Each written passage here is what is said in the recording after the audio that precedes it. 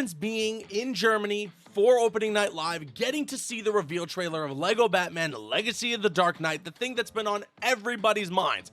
Is this a straight up Batman Arkham game disguised as a LEGO game? It was the first thing that I thought when I got to see some gameplay from that trailer, and it was the thing that I was most excited about going into my hands-on. A special thanks to WB Games for flying me out to Germany for that opportunity. And so what I wanted to do in this video is kind of compare and contrast, you know, LEGO Batman, Legacy of the Dark Knight, and the Batman Arkham games. The goal here in this video isn't to pin these games against each other, okay? What I'm not trying to do here is get to the bottom of which of these two games is better, but rather for fans of LEGO Batman games, for fans of Batman Arkham games, get to the bottom of whether or not this is straight up LEGO Batman Arkham. I've got a couple of different categories that I wanted to go over, okay? We've got combat, stealth, traversal, the Batmobile, and the open world. And we're gonna start with you guys hitting the thumbs up button if you're excited for LEGO Batman Legacy of the Dark Knight, or if you're a fan of the Batman Arkham games. Okay, let's jump in and talk about the combat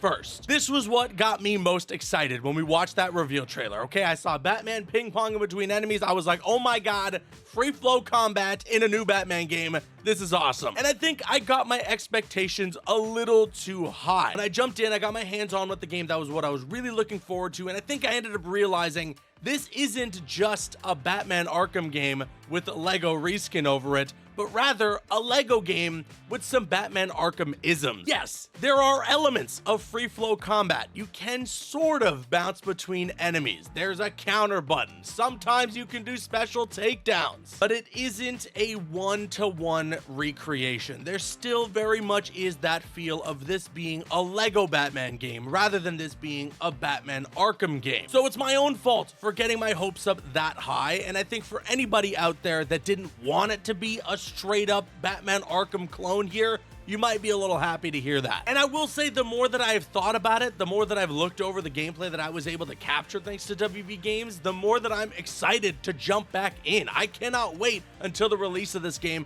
to put some more time into the combat and to master it. And part of that is because it did sort of feel new in a way. And I'm also really looking forward to the other playable characters that are going to be in this game. I wasn't the biggest fan of playing as Jim Gordon, but who knows what other playable characters are going to join the roster and whether or not they're going to be a little bit more fun to switch to from Batman to them and back. So yeah, combat side of things, I think we're leaning more towards this being its own thing rather than this being just straight up Batman Arkham. And then we've got stealth. Now, at the end of the day, you know, LEGO Batman games, LEGO games in general, they are tailored towards a younger audience. Now, myself and I'm sure a lot of other adults are very excited, and that's great. You're going to be able to have a lot of fun. And you can tune difficulty now in this game. I played on what was considered the normal difficulty. You kind of sneak behind an enemy, or maybe sometimes you'll zip up to like a perch and then you can just go for the takedown. As far as I was aware, I didn't really dive deep into the stealth. There weren't any moments like in a Batman Arkham game where if you're on a gargoyle, you can kind of just hang down and grab somebody and zip them back up.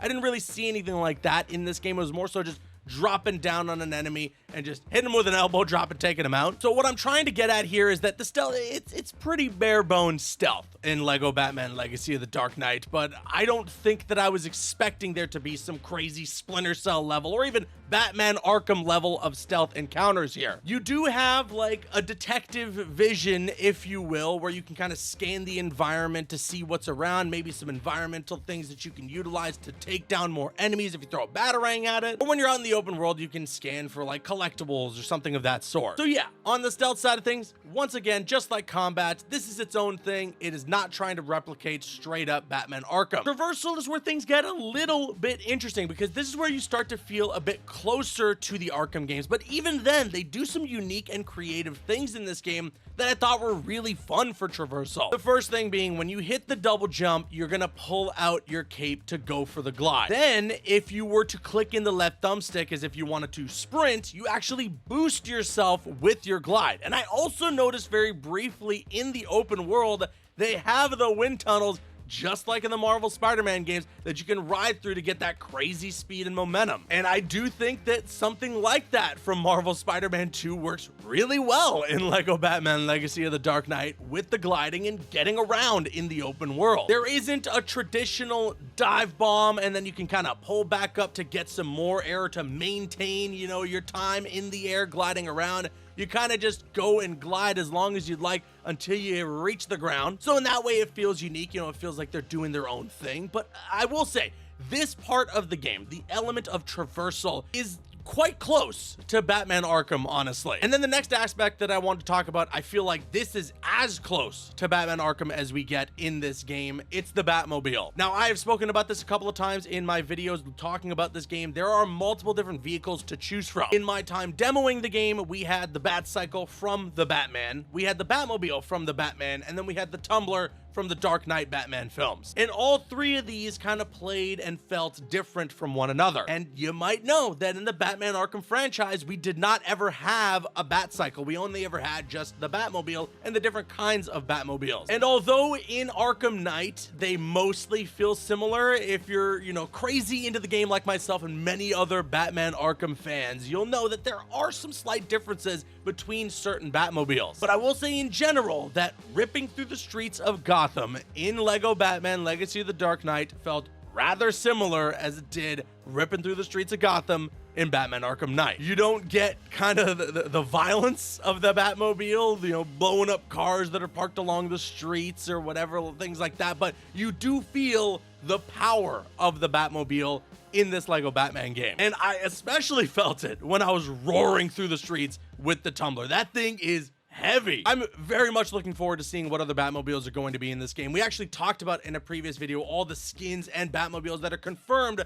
for LEGO Batman Legacy of the Dark Knight. You can check that out on the channel right now. So if we are comparing this element, the Batmobile and the free roaming with the Batmobile in this game to the Batman Arkham game, specifically obviously Batman Arkham Knight, I will say they're rather similar. This is definitely the closest comparison I think you can make for this game. And then finally, there is the open world. Now, we didn't have access to the entire open world, and from what I am hearing based on some other creators who got their hands on, it does seem like we're getting a pretty sizable open world in this game. But the little bit that I did get to explore, I was very much getting those Batman Arkham Knight vibes. One thing I will give this game a ton of credit for is that for a LEGO Batman game, it is very pretty to look at. And more than any other LEGO game I have ever seen, this is the one where the LEGO Batman you are playing as, it looks like a real LEGO figure in the game. Like the texture on the cape, the way that, you know, the actual figure itself, the suit and everything looks,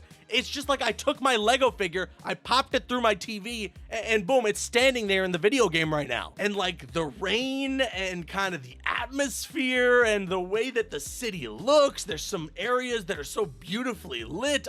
I really love how this game looks, and it does evoke that Arkham Knight style. And I mean that with the highest compliments, because the Arkham Knight open world has stood the test of time, even against some of the more recently released AAA titles. It is beautiful to look at, and it was pretty awesome, even if I was gliding through the city or driving around in the Batmobile, to think, man, this just brings me back to Batman Arkham Knight. So huge credits to the developers at TT Games for what they're pulling off here. I am, again, very much looking forward to the full release of this game next year. I can't wait to get my hands on more. And with that being said, let me now kick it to you guys. Sound off with your thoughts in the comments section below. Based on these categories that I've mentioned here in the video, do you think that LEGO Batman Legacy of the Dark Knight looks more like a Batman Arkham game with LEGO, or do you still think that it looks like a LEGO game with some Arkham sprinkled in there? Sound off with your thoughts in the comments. I've been Caboose. I'll see you guys later.